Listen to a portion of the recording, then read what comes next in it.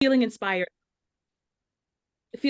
by that feeling of sisterhood and feeling inspired by that mission of alleviating the hurt that we may have caused, whether it was conscious or unconscious, in the spirit of moving forward in a positive Delta. So I'm excited for the event tonight, and I will turn it over to our dynamic Eastern Regional Director to give some more greetings, but very much looking forward to it.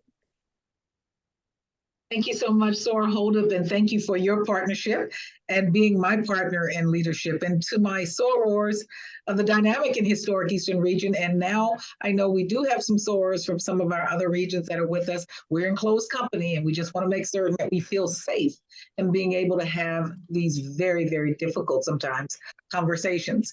But tonight, it's all about healing. It's all about moving forward. It's all about acknowledging sometimes the Delta hurt. I too, like Sora Holdup, want to congratulate and thank our sorors of the Conflict Resolution Committee, as well as the Membership Services Committee, who work hard to make certain that this is the sisterhood part of our sorority. This is the part that helps us remain engaged with one another, because we can't be a sorority if we don't have sorors with us on this journey. So I want to thank everyone for giving us their time tonight. And I can look and see we have over 400, and I know that there are more that are coming, but we want to make certain that we thank you. We also want to acknowledge sometimes hurt is real. If you've been with us on the journey that we've just had this fall with all of our clusters that we had in person with each of our states, as well as our international chapters as well, we had to acknowledge in some of our real talk the hurt that's among us. We also recognize that this isn't about just getting over it, but it's also not about wallowing in it, but it's an opportunity for us to simply acknowledge it, to share about it, but how to move forward. I too thank Dr. Joy for bringing us her talent and her intellectual thought leadership and helping us talk through this as a sisterhood. And for those who may be with us who are harboring some hurt right now, sorors, I'm going to ask you, I'm going to beg you to simply allow us to be sisters. And if you know a soror, whether she's on this call or not, because when we leave this call tonight, and we know that there will be some follow-up that will happen, I want us to ask ourselves, were we the best sister that we could be, or will we commit to being the best sister we can be on the way forward? We can't bring sorors back from hurt only to send them away again. That time we may not get them back. So sorors, let's be the best listeners that we can be. And if it's something that you have that you need to share, let's be the best sharer that we can be as well. Sisterhood is our core, sorors. It's part and parcel of who we are. But sisterhood is also how we do what we need to do as well. So again, thank you for being with us tonight. Thank you for thinking it not robbery to simply bring this part of who we are. And what I love about it, sorors, this is November 29th, not March, not Sisterhood Month, when people tend to think we only want to have these conversations in Sisterhood Month. Being a Delta is an everyday ideal, and we simply want you to be with us on that journey, highs and lows, good and bad, warts and all. But we also know on the other side of every one of those challenges is the best sisterhood on the globe. And as I say to everyone, I'm not telling you what someone told me. I'm telling you what I know. So sorors, thank you so much again for being here. Thank you to our leaders, to Sora Pamela Washington Parks and Sora Cynthia Myra Kelly, as well as, look at them, they pop right up. And also from our conflict resolution co-chairs, Sora Deborah Stapleton and Sora Marilyn Brown. We thank you all for your leadership along with your respective committees for doing the work of serving our sisters every single day. So as I too am looking forward to it, and we look forward to having even greater conversations in the spring as well. So sorors, thank you for tonight. Thank you for all that you do, how you do it every single day. Let's get to the program.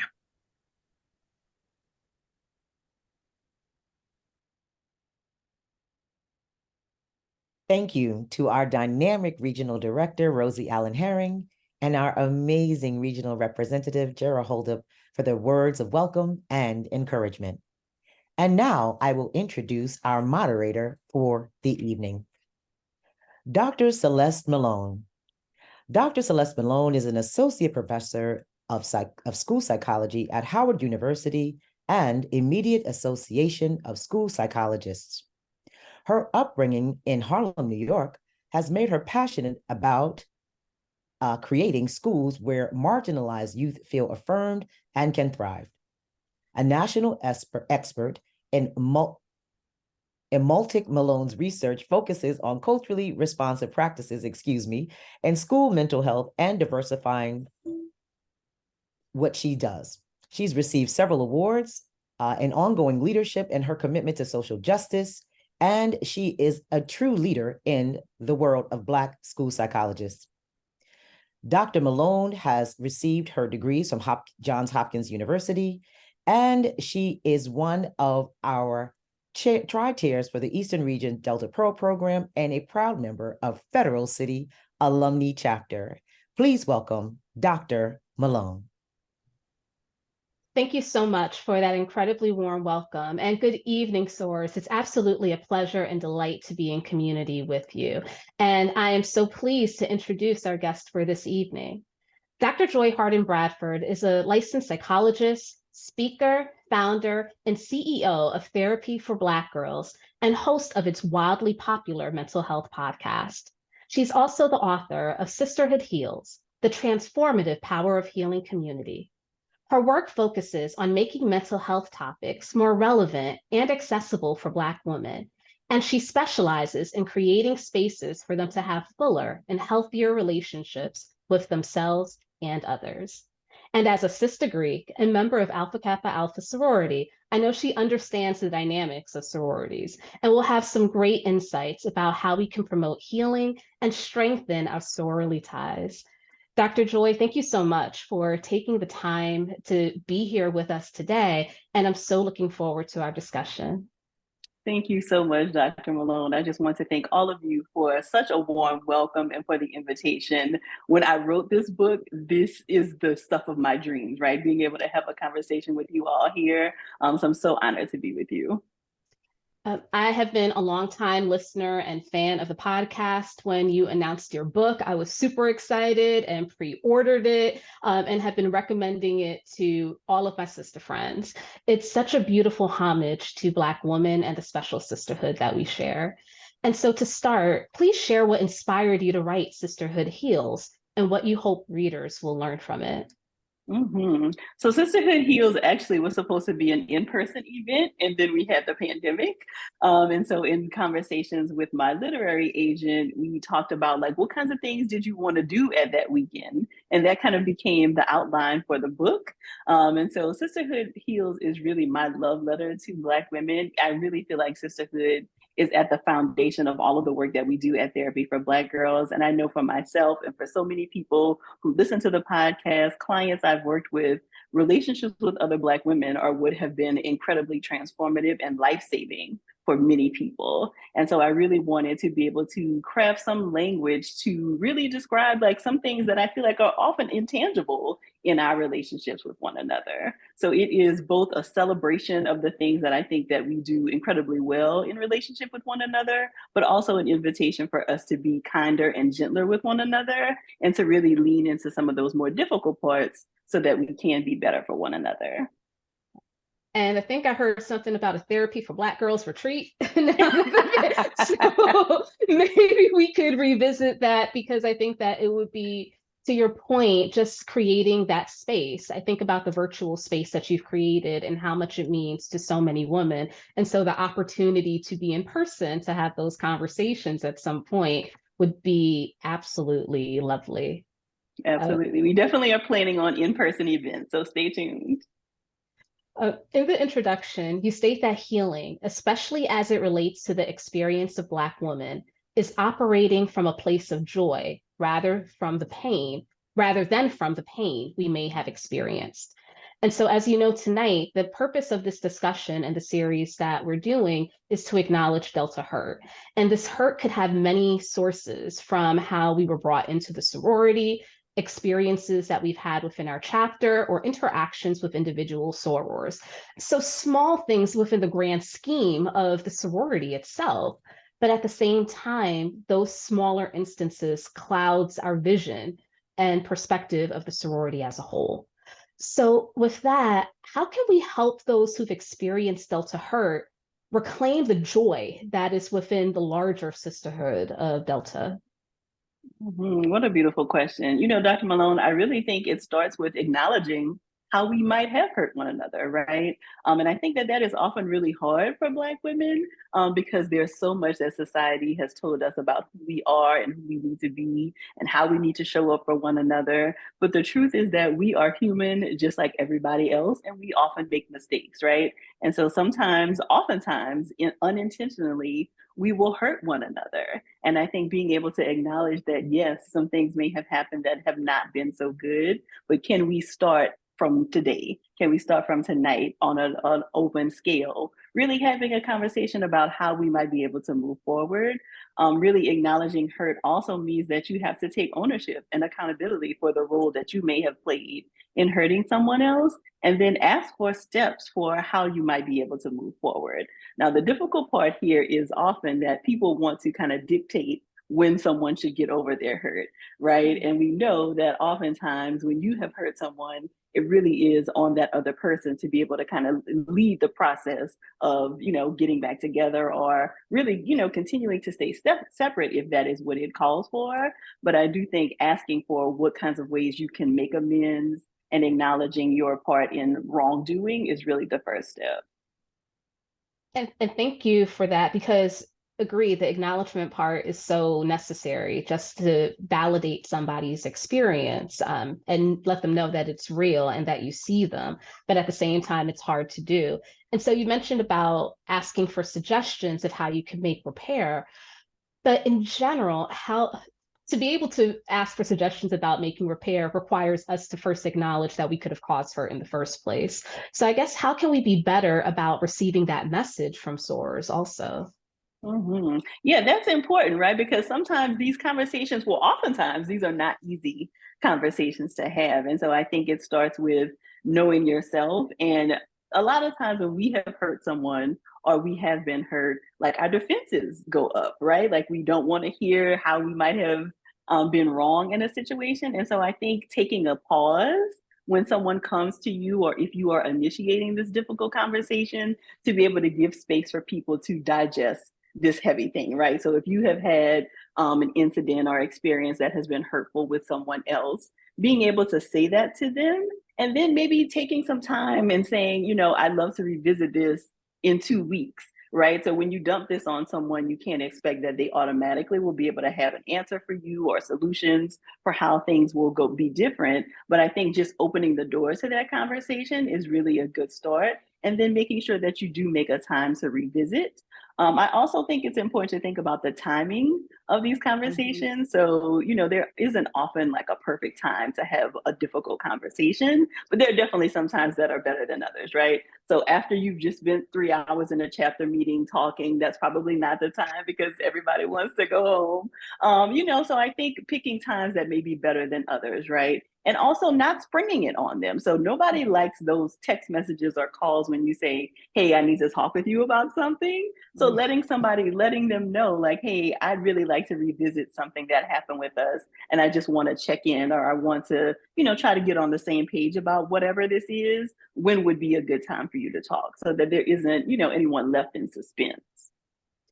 That's such great advice. I think about it as the importance of bravery on both sides. So the bravery to actually speak your truth, and not knowing what the consequences may be, and for us to be able to receive other sorors' truths and acknowledge them as real, even though we may not have readily seen it. But going to your point around the timing of it, I know that's the topic of chapter 7 around navigating difficult conversations. And there's so much great advice about how to initiate these conversations and receive it in the midst of life changes like marriage, children, and career. And those have an impact on our relationships, but they also affect our level of engagement within the chapter itself. And so Delta and our sororities, they're a sisterhood, but they're also organizations, they're a business, they got things that need to be done. And so I think about those life transitions and how it affects engagement. And sometimes the conflict that may arise if a soror isn't as present as she used to be or how you believe she should be. So I guess how can, as chapters, better support sorors as they're navigating life changes, because we know they're going to come, but still create a safe space so that they feel engaged and we're not creating resentment either? Yeah, so I think, there's a level of proactivity that could be really helpful here, right? So if you know that you're going to be out, because you're planning a wedding or you're expecting a little one, like what kinds of things can be done on the front end so that your absence is not as missed. But I also think that, when you are in community with other people, you often know how they react to these kinds of things. And so being able to step up and say, is there something I could help you with, or is there something I could take off of your plate, because I know this is going to be a busy season for you. And I know all of us are busy, right? But we do know that there are times in all of our lives where there are ebbs and flows, and we can maybe pitch in a little bit more to help someone else out. But I also think that means we have to kind of get out of our own way and ask for help, Dr. Malone, because I think that is often, again, something that we are often socialized to not want to do. Is like, we don't want people to know that we're struggling. We want to be able to save face and like pretend as if we can keep all of the balls in the air when we know that we often can't. And so I think getting out of our own way and asking for help when we know we're going to be overextended is probably a really good idea as well. The other thing I will say is that giving grace and offering grace to others is a huge thing, I think, for many of us to practice, because I think we can often be super critical, both of ourselves and the people who are often closest to us, because we feel like, oh, I would have done this differently, or, they should have asked this, or, X, Y, and Z. But I think extending grace to other people so that we also, in return, can get extended grace when we need it is something that we can practice.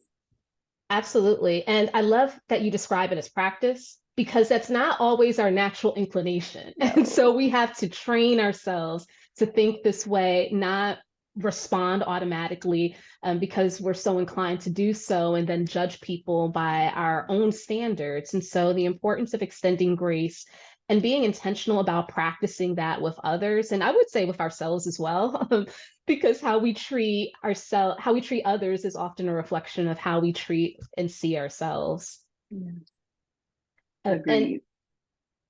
that really makes me think, just all the messages that we've internalized. So you hit upon the strong Black woman schema about not asking for help, as well as thinking about other messages that we've internalized that we're supposed to act or behave in a certain way. And within chapter 6, sisters over systems, that part really resonated with me, because we exist in society, we've internalized these messages, and then we could also see these oppressive systems replicated within our around sexism, racism, colorism, and ageism.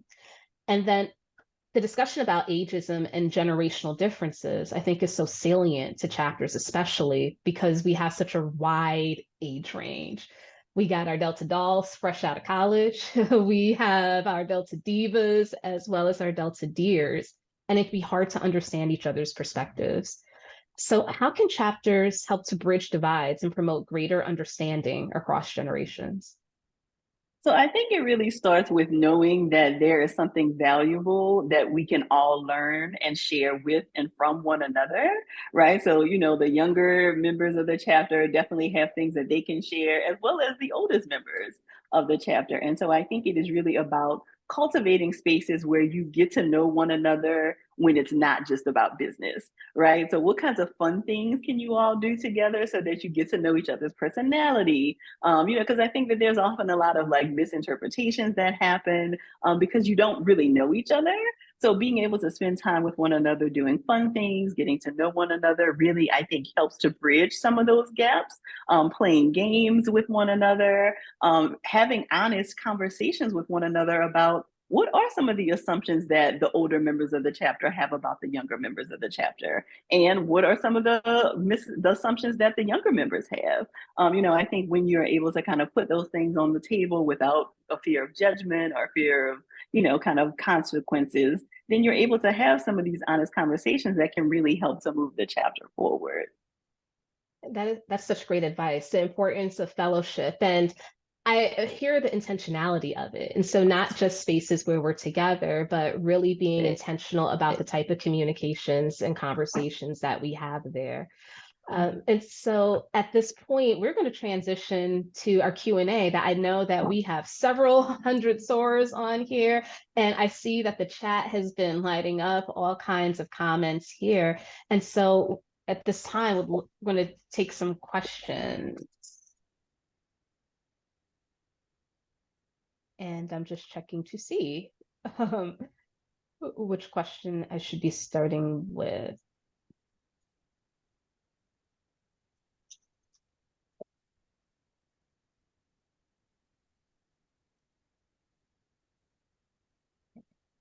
I don't see any questions in the Q&A box.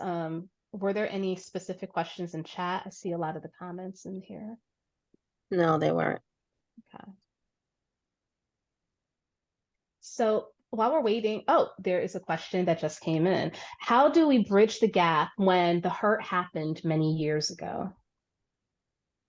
So I think if there's an opportunity to go back to the person that caused the hurt, if it were one particular person, I don't think it's ever too late to address something, right? I think we often mistakenly think that like, oh, if I don't address it within a week of this incident happening, then the time has passed. But it's never too late to say, ouch, that hurt me, right? And so I think if you can, have that conversation, initiate that interaction and let somebody know this is the thing that hurt me, and I would like for us to be able to talk about it. Now, there may not be a lot of memory, depending on, whether the person really remembers what happens, but it doesn't matter that they remember the details. What's important is for you to give voice to the way that you are feeling and your experience. And so allowing that person to apologize, and if you have ideas for how you might feel safe in that space again, being able to offer that, and also knowing that we again are all human, right? And so mistakes will happen even when people don't mean to hurt us. Sometimes we do hurt one another.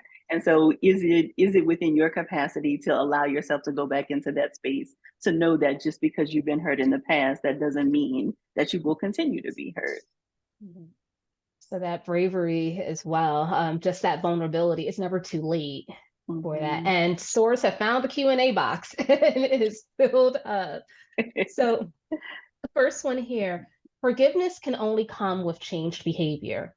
If the chapter is run like a cult, the in crowd gets access to information and events first, then the formality of sending to everyone else. Voting is based on clicks versus skills. Those that get committee positions are often times grossly incompetent, and it affects the chapter's overall effectiveness. How do we navigate that? So I hope that you are able to offer this feedback to your individual chapter. Like, I think having that conversation here tonight is great. But if there is somebody in the leadership of your chapter that will listen to this kind of feedback, I think that could be really helpful. And again, I think that this is where, when you are in a leadership position, it's important for you to know that sometimes you will have feedback that may be a little critical, right? But in the interest of moving the organization forward, in the interest of preserving the sisterhood that I know is so important to all of us, can you let your ego aside and hear that there may be some things that you have done that have hurt other people and made it feel like not a safe space. So being able to offer this feedback, I think, to somebody in your chapter, whether it be anonymously or, if there is somebody that you could go to and say this, I think that that's really important, because that kind of behavior, I think, is what often will make people want to leave chapters, right? And feel like, okay, I don't think this is the chapter for me, or maybe I don't want to be active at all. And so I think it is important for leaders to be able to hear some of this information so that they can make space for some of those changes. And to follow up on your point about feedback, something that my own chapter, Federal City, has done has had an anonymous feedback box. And so to the source point about the dynamics that are there, creating some type of mechanism so soars feel safe. And so we have electronics and can do that. And then for our chapter leaders, particularly our membership committee chairs, I encourage you to reach out to membership services and our conflict resolution committee to get support on how you could create those safe spaces within your chapter. And Dr. Malone, if I could just add another thing, when we think about like the ways that our chapters typically function, there's a lot that we can learn from group psychology and group dynamics that often play out within our chapters, right? So this idea of, the in crowd, like that is a subgroup, is what we call that in group psychology. And so it is really important, I think, maybe for leadership to also do some kinds of additional training or have a facilitated group experience with someone who can come in and talk about how group dynamics actually play out in our chapters, because sometimes we're just unaware that these things are happening. And it really taps into our own psychology, right? So sometimes people get into positions of leadership and it makes them feel really important and they've not had experiences feeling important. And so maybe they kind of overdo it, right? And so there are lots of things that I think we can learn about ourselves and how we show up in groups that then often really show up in our chapters. So that's something else I think that could be a good suggestion for people. And thank you for that. And utilize your sorors that are in the mental health fields. There are many of us. And so to tap into that talent within your chapters. Another question we have here is, how do you work through Delta hurt from a soror that you work close with, but now you have to work closely together? So there's been a rupture and now you still have to work with her.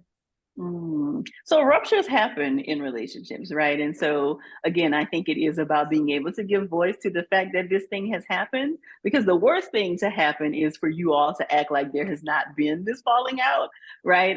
So I think being able to give voice to how the relationship has changed, what the rupture was, and then to have a discussion about, even though we may not be able to be back where we were, and there's not the same level of closeness, is there still a working relationship that's possible there? And we're adults, right? And so I think that there you can often come to a place where even if the relationship is not as close as it was before, you can still get the work done. Now, maybe that means you only communicate via email, or you figure out some different kinds of things to make it happen. But I do think it does involve having a conversation first. Yeah, that we can't really avoid it, especially if you still have to work. We have to be able to find some type of space to reach a happy medium. There's a great question here that I think kind of sums up and gets to the core of your work. Why is it so hard for Black women to heal or trust each other, from your experience? My experiences are with very traumatized women who don't know love or true sisterhood. Ooh, that is such a powerful question. And that is why I start the book really talking about all of the different ways that we learn to be in relationship with one another. And so very often it comes from, or at least it starts with, the relationships our mothers, our grandmothers, our aunties had with the Black women in their lives, right? Because we often learn that both consciously and subconsciously, that if we see our moms and our grandmothers like talk positively about other women and they have strong girlfriend relationships, then we often will mimic that and carry that out into our own lives. But for so long, so many of us have been taught that you can't trust other Black women, that Black women are always in competition with one another. They're out to steal your partner. Like all of these very negative messages that I think many of us know are not true, or at least are not all of our experiences, right? And so I think it really is an issue of like being able to create a space for the entirety of what is possible, as opposed to just this one experience or maybe these couple of experiences that you've had. But there is no denying it that many of us have been hurt, right? And so when we have been hurt and there have been trauma things that have happened in our past, there's often it's going to replicate in our relationships, often with other women. And so I think it is about knowing ourselves, knowing a little bit more about like our attachment styles and how we show up in our relationships, and knowing what we need to ask for and when we need to kind of take a step back. That often will involve going to therapy or working with some kind of professional, mental health professional, so that you can kind of, get these roadblocks out of your life, and that you can be more aware of the kinds of things that are actually getting in the way of you having healthy, loving, sustaining relationships. Yes, that we can't escape our baggage. It always comes with us wherever we are and whatever we do. And to your point, as well as this question about dealing with trauma, it also makes me think about the many reasons that women may come to Delta or for any sorority, right? And the expectations they may have going in. And then what happens when those expectations are not met, and and just the disconnect there, because there's so many reasons and different reasons, and we all aren't necessarily pursuing or wanting the same thing, but dealing with, I guess, that reality check after you get initiated and working through that. And so related to that, there's another question about recommendations for sorors who haven't been active since joining the organization, really since their initiation.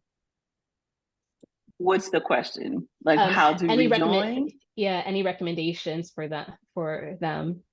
Mm-hmm. Yeah, so I think that this is a great space to kind of be able to connect with other people who you might be able to be in community with, in a chapter, or being able to kind of take the spirit of what this space is meant to be and decide whether there's a chapter in your area that you want to join. I think, it's probably an option to kind of visit multiple chapters before maybe you make a decision. But I think being open to that, right? And again, it's never too late, and so I think even if you have not been active for a very long time, it's never too late to kind of get reactivated. We know that there's plenty of work to do and lots of us to do it. And so I think if you haven't been active, then this is a great time as we approach a new year to think about how you might want to get recommitted. Yes, and I think about how fulfilling it is as well. So just the multiple circles that we may have, adding this to it, and just, again, reclaiming that joy. There have been many questions in here about how to cope with hurt when there's no accountability, or when there's a power differential that exists. And so for some of the suggestions that you provided about initiating conversations, it may not be a safe space to do that because of power differentials, or they do it and accountability doesn't come. And so what are some ways that sorors could still cope with that healing, even when they may not be able to resolve with the other person? Yeah, so it often feels a little, I think, weird for people to think about like closure after like a friendship breakup, or something like that, because people often only think about closure as it's related to like romantic relationships. Well, we think about friendships and relationships with our chapter sisters. Those can often be very, very dramatic and traumatic. And so I think being able to think about giving yourself closure, just like you would with a romantic relationship, is really, really important. And I often tell people that closure doesn't come from the other person. Closure is about you making peace with the situation and really grieving what you hoped that relationship would have been, what it actually was, versus what is the reality of it now, and having to let go of all of those dreams of what you thought this relationship would be, and all these memories we would make, all these secrets maybe that this person has kept for you. And really, it is a grief process. So just like you grieve other things, you often have to grieve what this relationship was. And so that may mean crying it out. That may mean talking to other people who can hold space for that. And when I think about talking to other people, I think it's really important that you be careful with who you talk with about your grief, because sometimes people can either intentionally or unintentionally minimize our grief because they feel like, oh, you have plenty of sorors, or there are plenty of people in your chapter, like just find somebody else, right? But that doesn't actually ever take the place of what this person was to you. And so being able to talk to supportive people, I think, is really critical. And then maybe even talking with a therapist or someone else who can help you kind of process grieving, letting go of that relationship. I think, again, there is nothing that's too little for you to talk with a therapist about. And so I don't want you to feel silly or like, oh, this is not that big of a deal, because breakups, friendship breakups and chapter sister breakups can often feel very, very traumatic. So getting support where you can, I think, is important. Right, that's so true. Because like you mentioned before, we've been conditioned and socialized to prioritize romantic relationships and then friendships, and then those outside of sororities may not understand the depth of the relationships either. And so it makes it even harder to be able to own the grief that you may have about the change in relationships. Before I go to the next question, I just want to make a brief announcement because I had a couple of messages around using personal AI to record the session. I asked that SOARs remember to keep this a private and safe space, that we're recording this for the region's use, but there are multiple comments in chat. And so we ask you to disable that if you have been recording that, so we could continue to allow SOARs to speak freely. There's a comment here about using the word click to describe what may be a support or safe space for SOARs, that you gravitate towards people you trust. So how can we try to help change that negative narrative? And I want to reframe that a little bit because it's true that we go to the people that we trust, but clicks are real as well. And so I guess, how can we think about creating our networks within chapters, but then also being aware of when we're becoming cliquish, which can be harmful? Yeah, so when I hear the word clique, I think of like an in group and an out group, which I think is not what we often want to have in like a sorority space, right? Like, of course, there are going to be people that you naturally gravitate more towards, right? And people you hang out with and do things with, like that's totally fine. But I think if the spirit of the chapter begins to feel like there are some people who are okay here and some people who are not, then that's when it becomes destructive, right? And so I think it's fine to like have your own personal relationships with one another. But I think when it starts to kind of feel like, oh, if I'm not friends with this person, then like, do I really have a space in the chapter? Then that's when it becomes difficult. And so I think, again, this is where we have to be careful not to get super defensive when somebody gives us this kind of feedback, because even if your intention is only to, oh, these are my closest friends, of course I'm going to spend time with them. What does the perception look like outside of your group, right? And so we have to be mindful that even if we don't intend to have this out group of people, there could be people who feel that way. And so that isn't to say that like you have to stop spending time with those people, but are there things that you could do so that the space feels more inclusive, at least during chapter meetings or when you're having chapter outings, so that people feel more comfortable, even if, there are certain people that we know are closer to one another. So I think about that intention versus impact, that gravitating towards each other, but being aware that there's the potential for mean girls, that it can exist. And so we have to be vigilant and monitoring that. There's several comments here around dynamics within chapters. And so that makes me think about what is it that chapter leadership can do to help, one, prevent problems in the first place, but then also to help create safer spaces for SOARs to work through it, because it really is this top down.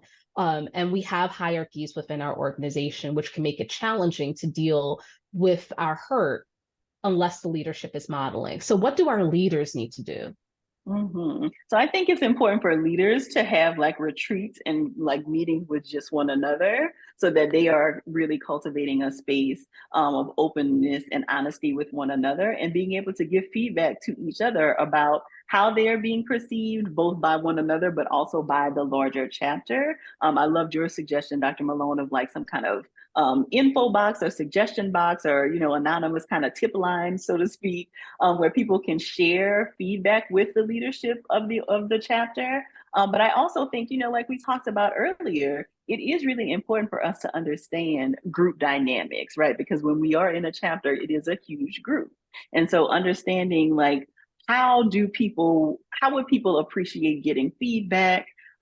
Is it okay for certain people to speak up and not other people? Does it seem like somebody or a certain group is taking up a lot of space in the meeting and then there's no space left for other people to share? Like all of these things that we know about how groups often function, I think can really help us to do a better job of facilitating the leadership of our chapters. But I think it has to start, like you said, from the top down, right? So if from the top, there is a spirit of like, I know that I'm not perfect and I really want to get this right, but I know I'm not always going to. So I would appreciate all of you being able to give me feedback about what makes this space most affirmative, what makes this space feel most inclusive for people, so that you can, move in the right direction.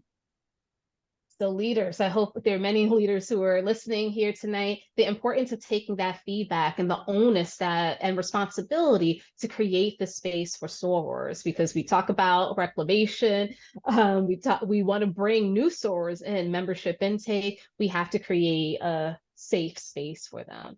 And so there are many questions, lots of questions related to hurt or reconciling with hurt from the intake process itself. And so we touched on this a little bit, but I guess thinking about how any other suggestions about how to navigate that when it could cloud your Delta experience going forward. Yeah, I do think, some of that is really about like finding other chapters that will give you a very different experience than maybe the one you had as a part of your initiation process. But also being able to take space and time if you need to, right? So if you feel like that was not what you expected in terms of your initiation, you feel like you've been hurt by that process, it's also okay to kind of step away and do what you need to do to take care of yourself before you re-engage, right? I think pushing yourself kind of to heal quickly or like, okay, I'm just going to forget about that and throw myself into this work, I think can be a recipe for disaster. And so doing what you need to do to take care of yourself, even if that is talking with a therapist or talking with other sorors, so that you can, I think, go to it and approach, re-engaging with a spirit of openness as opposed to resentment, I think is going to be, it's going to bode well for, your process going forward. And I'm just scrolling through here. There's so many great questions and they are just readily coming in. Is there any point or merit in trying to heal with someone who is resistant in reconciling? I would say probably not. So if it's resistance and there's like still an opening, then, I would say kind of let them, if you put it on the table, like, hey, I'd like to have a conversation about this and there isn't, an opening to do that, then I think you have to kind of leave the ball in their court. Because a relationship, of course, should be reciprocal, right? At its healthiest. So if it feels like you're the one who's doing all of the pushing, you're the one always trying to initiate the conversation, then it's probably not going to be something that's going to be fruitful for you in the end. So learning how to protect your peace as well. Yeah. And cutting your losses. And there's another interesting question here, not about hurt that comes from an actual individual, but being in a leadership role and having to deal with a close soror's death and feeling like the business of your sorority just moved on. Ooh, wow. So I'm really sorry for your loss, whoever has shared this. And I think that this is something that I've been thinking about personally, because I feel like even after COVID, it feels like a lot just like moved on, right? And I think, as a nation, I don't think we do well with loss and grief. And so the fact that there hasn't been like a slowdown to kind of mark like all that was lost during the pandemic, I think is hurtful and harmful to a lot of us. And so I think when it does feel that way, and I think that is a natural part of the grief process, right? Like there has been this loss for you and it feels like your world has stopped, but the rest of the world kind of keeps moving. And so it's okay to honor that that may be where you are. And if you need to take a step back, then I think that that's okay. But also, if there is something that you feel like the chapter could do to do more of a memorial or to kind of hold more space for what the soror meant and like the chapter's loss, I think that you could also advocate to be able to have some of that as well. Yeah, as you were saying that, it makes me think of when you're teaching and presenting that if one person has a question, that there were multiple people who likely had the same question. Yes. And if one leader is feeling this way for about a loss of a soror in the chapter, there's likely others in the chapter who are feeling similarly. So the importance of speaking up and that pause to create space.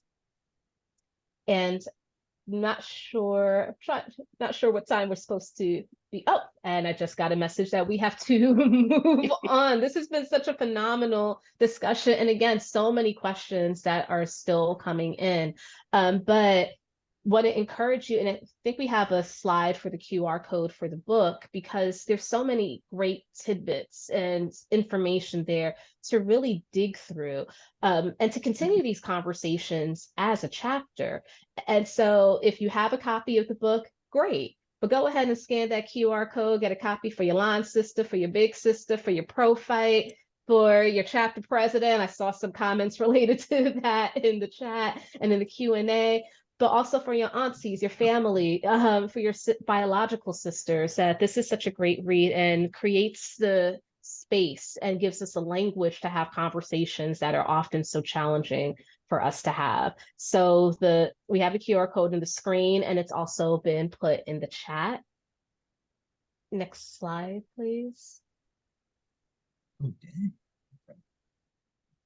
And we have multiple resources because, as Dr. Joy mentioned, part of doing this work and being able to navigate through Delta hurt and develop and sustain relationships with our sorors is working on ourselves and doing that deep reflection and insight. So Therapy for Black Girls, Dr. Joy's website, has a wonderful directory of therapists. So please take a look at that. I want to shout out the podcast as well. And I know so many sorors have been enjoying the conversation about this book. If you are new to the podcast, my recommendation would be to start with session 308. Getting ready for Sisterhood Heals, a book club conversation. So again, hearing more about the book, but there's lots of great links here to support your own mental health, to invest in yourself so that you can be a better soror and work through our Delta hurt. Next slide. And our membership services team is going to talk about their upcoming events. Good evening again, sorors. Now I just want to touch on some upcoming events that we have planned. Firstly, I want to start by saying this month, November, is Reclamation Month. And now moving on to next year, we'll have the 10th annual Love My Sister Week happening January 7th to the 13th. And then we'll have the 2nd annual Regional Day of Self-Care that will be happening on February 15th, 2024. March will be Sisterhood Month, so look out for some events happening during that time. International Women's Day will also be in March on the 8th. And then next, we have the Power of Healing, which is a 3-part series panel discussion, which includes today's discussion as part 1. Part 2 will be on January 10th, where we discuss the power of healing. And part 3 will be March 20th and will be a Sisterhood masterclass. And additional information should be coming out soon about these events. And then lastly, the Eastern Region's new members Sisterhood celebration and welcome will be happening on June 2nd, 2024.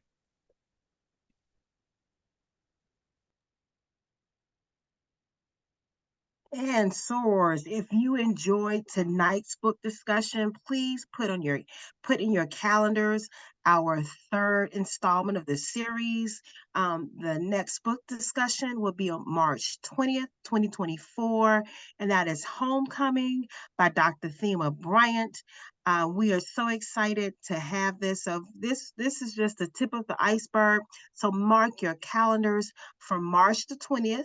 2024, the next book discussion will be Homecoming by Dr. Thema Bryant.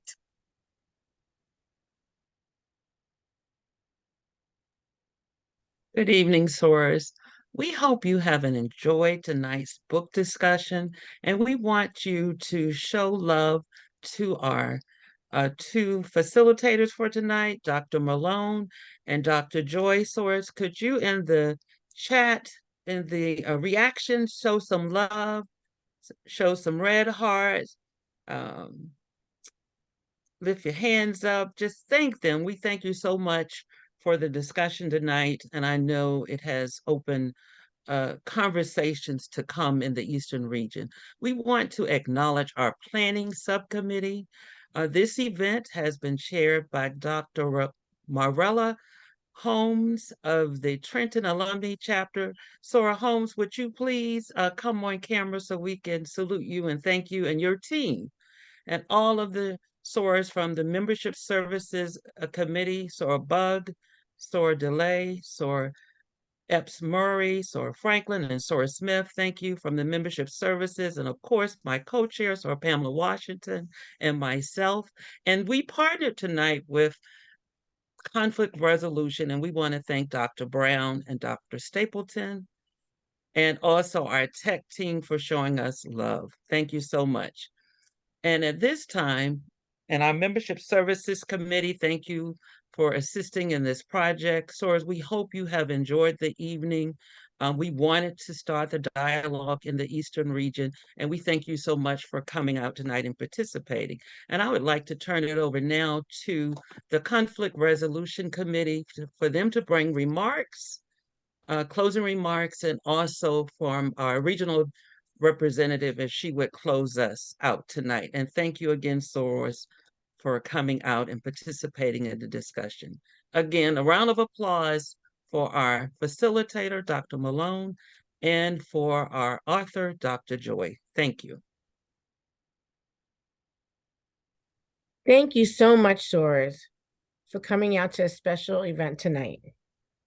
We pray that during Reclamation, the last couple of days of Reclamation Month, that if you're not already an active member, and if you're willing and ready, please come home to Delta. Please join us in January as the Eastern Region Conflict Resolution Team, along with Membership Services, host Part 2 of Acknowledging Delta Hurt, Sisterhood Heals. And if you're ready, we would love to welcome you back home. Turning it over.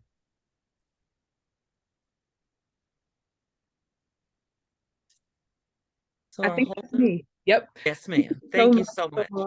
Thank you, Dr. Malone, for facilitating, and Dr. Bradford, thank you so much for joining us. I learned a lot. I took a lot of notes. Like I said, I'm a big fan of the Therapy for Black Girls podcast. It's actually the first podcast that I ever listened to. So I was very, very excited that you were coming to speak with us tonight. And, you know, I wrote a couple things down. We're giving grace to others. We're remembering that this is something that we have to practice. You know, it's not going to be natural. It's not going to be something that we're all great at on the first try, but it's something that we have to keep working towards. And I know that it's something that as a leader in Delta and just in my life, I'm trying to continue to work on being a better sister. And I just pray that everyone in this call feels like they have the power to operate in a space of joy. I think that was something that I really heard, is that as Black women, oftentimes we feel the need to operate out of our places of hurt or out of our places of trauma. And I think that operating in love and light and joy is not necessarily always the default for us, but I think it can alleviate so much of that pressure and so much of that hurt. And so I think Soror Myra Kelly said it best. This is the beginning of a conversation. This was not the end. So I hope that we continue these conversations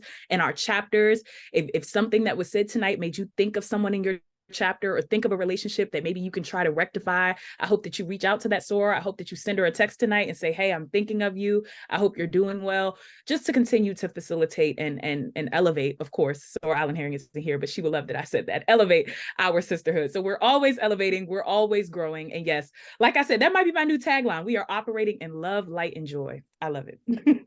Thank you, Sorors. Soror Kelly. Thank you, Sorors. And we are closing. Thank you so much. Have a wonderful holiday. And again, thank you for participating.